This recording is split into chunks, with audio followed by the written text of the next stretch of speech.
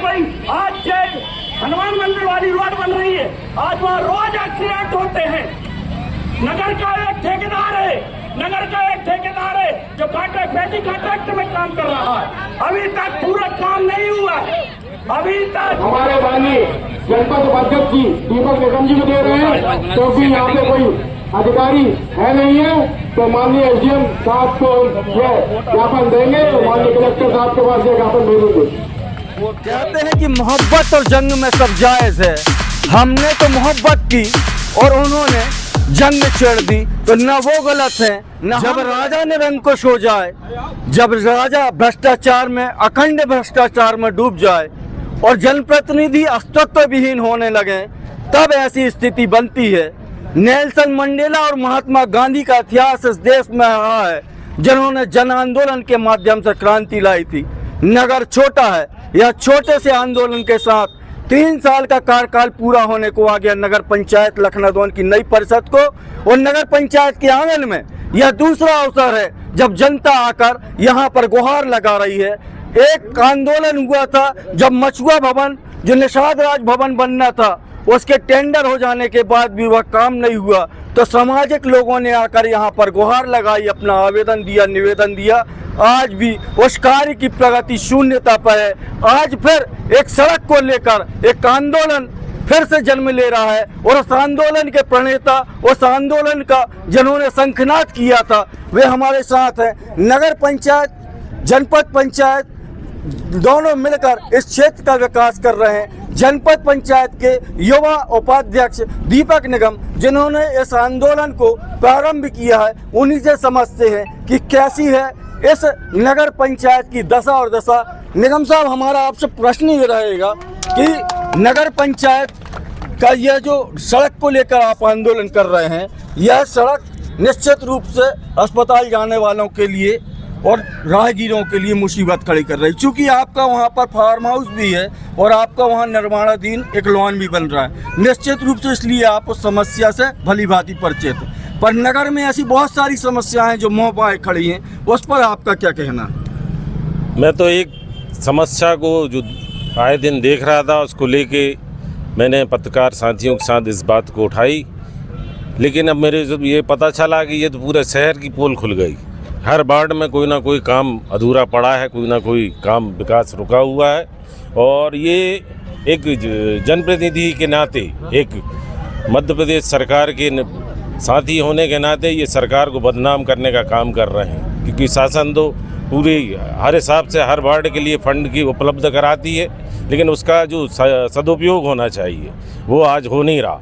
और उसका मैं जीता जागता उदाहरण उस रोड में देखा कि आज शासन ने आपको इतना पैसा दिया, आज सरकार का पैसा, आज जनता का पैसा, आप उसकी होली खेल रहे। आप 2 महीने से काम बंद है, ठेकेदार कह रहा मनमर्जी चल रही उसकी कि जब चाहूँगा जब मैं करूँगा, नहीं चाहूँगा नहीं करूँगा। आज भी उससे मैंने 4 दिन पहले ही बात किया तो कहता होली के बाद लगाऊंगा। तो ये तुम्हारे बाप का पैसा है क्या? जनता का पैसा है, सरकार का पैसा है कि तुम्हें जब मर्जी, तुम्हें जब सुविधा होगी तब करोगे काम। और ये कैसे नुमाइंदे बैठे, कैसे अध्यक्ष बैठे, कैसी सीएमओ बैठी है जिनकी बात उनका ठेकेदार नहीं सुन रहा। तुम्हें इस पद में रहने का कोई हक नहीं है अगर तुम्हारी ठेकेदार बात नहीं सुन रहा। वैसे ठेकेदारों को काम देते क्यों आप, जिनके पास साधन नहीं है, जिनके पास कोई मटेरियल नहीं है, ऐसे लोगों को क्यों काम देते हो आप? बाबू भगवान दास नगर के लिए यह नाम अपरिचित नहीं है। नगर को गढ़ने में, नगर के विकास को आगे बढ़ाने में उनका बहुत बड़ा योगदान था। उन्हीं के वंशज हैं दीपक निगम, जिन्होंने आज इस आंदोलन का आगाज किया है। हमारे साथ वार्ड क्रमांक 8 के पार्षद हैं, जो लगातार अपनी आवाज़ इस नगर पंचायत की कार्य प्रणाली को लेकर मुखर करते रहे हैं, उनसे समझते हैं। संजय शुक्ला जी, हमारा आपसे प्रश्न ये रहेगा कि नगर पंचायत में अधिकांशतः भारतीय जनता पार्टी का शासन है जी, यहाँ पर विरोध कर रहे बहुत सारे चेहरे भारतीय जनता पार्टी, तो क्या संगठन और सत्ता शासन सुन नहीं रहा है, या भारतीय जनता पार्टी की सरकार इस भ्रष्टाचार जो आप लोग आरोप लगा रहे हैं उस पर संज्ञान नहीं ले रही? क्या कहेंगे आप? मैं तो ये कहना चाहूँगी कि वर्तमान में भी अभी मध्य प्रदेश में बीजेपी की सरकार है, शायद वहाँ तक हमारी बात ये लोग पहुँचाने की कोशिश नहीं कर रहे हैं। क्योंकि इतना आंदोलन हो चुका है। मेरे खिलाफ भी आप सभी को मालूम है FIR दर्ज हो चुकी है। वो भी नगर के विकास के लिए मैं लड़ता था, मेरे काम नहीं हो रहे थे, मैंने उसके लिए आवाज़ उठाई तो CMO मैडम ने SC/ST एक्ट में मेरे खिलाफ रिपोर्ट का दर्ज करा दी है। आज भी केस चल रहा है, फिर भी मैं जनता के साथ हूँ। कोई भी काम होता है मैं उसके लिए पहले दौड़ता हूँ। चूँकि अब ये प्रशासन को अवगत करा रहे हैं या नहीं करा रहे हैं, आप खुद ही देखिए, हम लोग इतनी देर से बैठे हैं। नगर पंचायत का, हम चूँकि पार्षद हैं, नगर पंचायत का कोई भी कर्मचारी ये पूछने नहीं आया कि आप क्यों बैठे हो, कैसे क्या कर रहे हो, कोई एक गिलास पानी के लिए, चूँकि हम पार्षद हैं। अच्छा, दूसरी चीज़, अध्यक्ष की तानाशाही उनके पुत्र चला रहे हैं। उनके पुत्र हैं क्या? वो क्या नगर पालिका के कर्मचारी हैं? नगर पालिका के कर्मचारी हैं? क्या है वो? आके इधर पे बैठे रहते हैं, अपनी मनमानी चलाते हैं। और CMO मैडम नगर के साथ सौतेला व्यवहार कर रही। सिर्फ 3 वार्डों में 4 वार्डों में काम होता है, हम लोग उनके पास आते हैं, वो आश्वासन दे देती हैं, काम करना ही नहीं है। ऐसे ठेकेदारों को उन्होंने ठेका दिया है कि भाई ये ठेकेदार नहीं आ रहा तो आप उनको ब्लैक लिस्ट करो। हमारे साथ बुद्धिजीवी वर्ग भी है, पत्रकार शीत तिवारी हमारे साथ हैं। उनसे समझते हैं कि यह जो आंदोलन हो रहा है, और चूंकि वो भी इस नगर में रहते हैं, तो क्या दशा है और क्या दिशा है। शीत तिवारी जी, ये जो आंदोलन हो रहा, क्या कहेंगे आप? सबसे पहले तो मैं ये कहूँगा कि आंदोलन की स्थिति बननी नहीं चाहिए थी।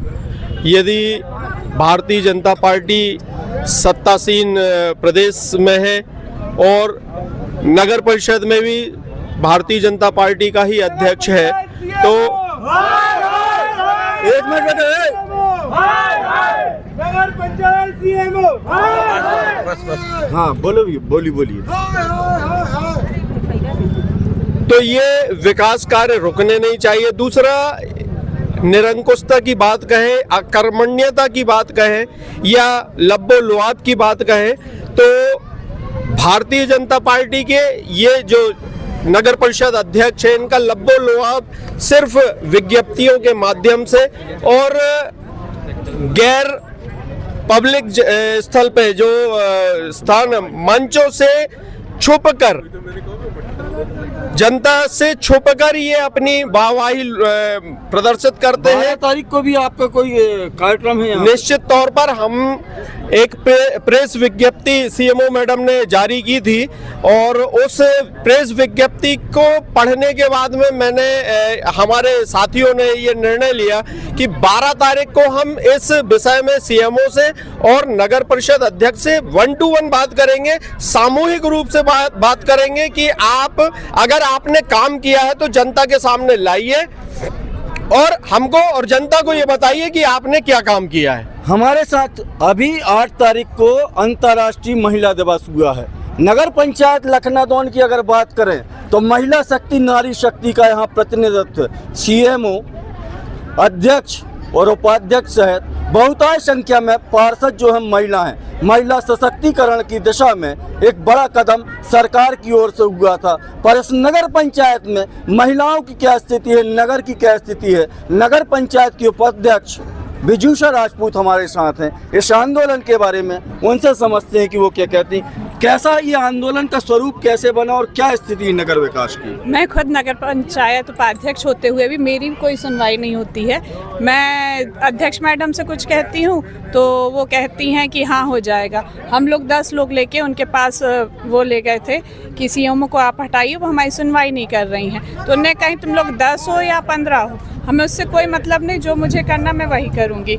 और ये अस्पताल का तो बहुत बार सब लोगों ने हमसे भी कहा, लेकिन जब हमारी सुनवाई नहीं हो रही तो मैं ये काम कैसे करवा सकती हूँ। नगर पंचायत की पूर्व अध्यक्ष भी हैं, प्रखर वक्ता के रूप में अब तक अपनी आवाज़ बुलंद करती रही हैं। महिला सशक्तिकरण का एक जीता जाता उदाहरण है। जनप्रतिनिधियों को ऐसा होना चाहिए। मंजू साहू हमारे साथ हैं, उनसे समझते हैं कि इस आंदोलन और इस नगर के विकास का कैसा है मंजर। मंजू जी, कैसा ये इस आंदोलन की पृष्ठभूमि में क्या है और क्या आप सोचती हैं कि इस नगर में क्या होना था, क्या नहीं हुआ?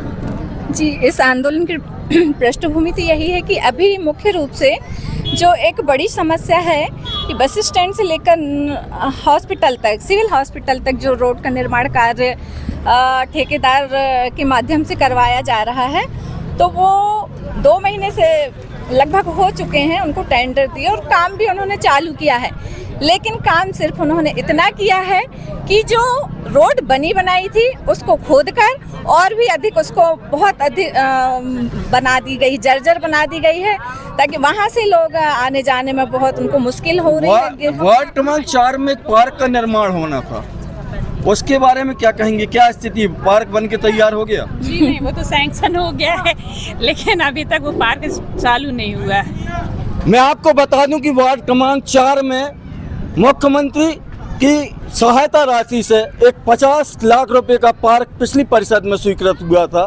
नगर पंचायत के द्वारा उस पार्क का कार्य प्रारंभ कर दिया गया था। वन विभाग की आपत्ति के बाद वह कार्य रोक दिया गया था, परंतु नगर पंचायत के इन हुक्मरानों ने उस ठेकेदार का भुगतान करने के लिए नगर पंचायत से वन विभाग के द्वारा एक अनापत्ति प्रमाण पत्र प्राप्त की। वन विभाग ने इस कारण उसको प्रमाण पत्र दे दिया ताकि नगर का विकास हो सके, पर उस अनापत्ति प्रमाण पत्र के नाम पर उस ठेकेदार का भुगतान कर दिया गया और विरोधियों का ऐसा कहना है कि उसमें व्यापक भ्रष्टाचार हुआ है। इस आंदोलन के साथ इस आंदोलन का क्या अंत होगा, इसका निराकरण क्या होगा, यह तो ईश्वर ही जाने। फिलहाल इस अपडेट में मुझे दीजिए आज्ञा। नमस्कार।